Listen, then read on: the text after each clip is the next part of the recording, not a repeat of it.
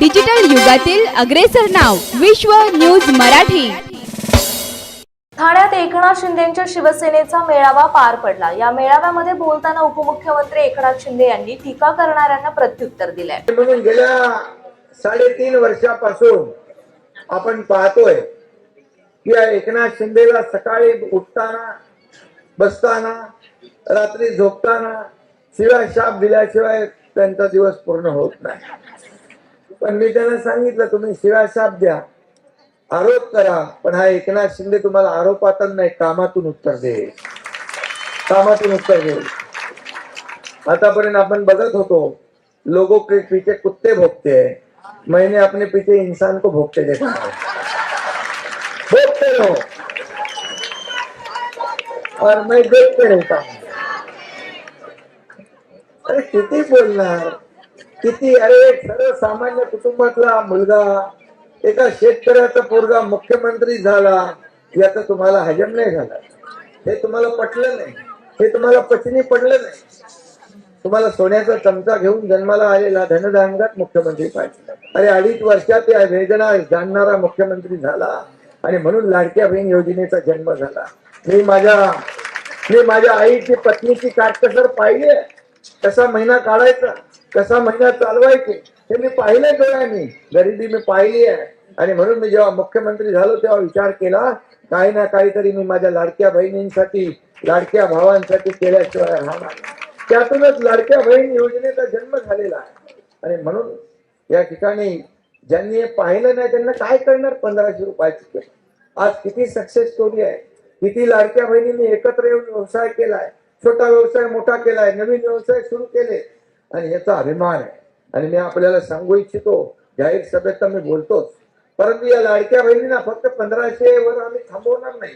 या लाडक्या बहिणींना स्वतःच्या पायावर उभं करायचं आहे। या लाडक्या बहिणींना लखपती झालेला आम्हाला बघायचं आहे। आणि हा शब्द जे आहे मी बोलतो ते करून दाखवतो, जे होणार नाही ते मी बोलत नाही। आणि म्हणूनच लोक विश्वास ठेवतात। आणि म्हणून मी आपल्याला सांगतो, त्या लोककल्याणकारी योजनांमुळे या राज्यामध्ये एक वातावरण तयार झालेलं आहे, एक विकासाचं। आपला अजेंडा काय? आपला अजेंडा, मला अनेक लोक विचारतात, खुर्चीचा, सत्तेचा। मला ज्यांनी खुर्ची आणि सत्तेचा मोह केला, ज्यांनी बाळासाहेबांचे विचार सोडले, त्यांची परिस्थिती काय झाली या महाराष्ट्राने पाहिलेली आहे। हा अजेंडा एकनाथ शिंदेचा खुर्ची अजेंडा नाही। ज्यांनी खुर्चीत बसवलं त्या लोकांचे प्रश्न काय ते सोडवणं, त्यांच्या समस्या काय ते सोडवणं, हा आमचा अजेंडा आहे, हा आमचा अजेंडा आहे। आणि म्हणून या राज्यामध्ये एक प्रकारचं वातावरण जे तयार झालेलं आहे।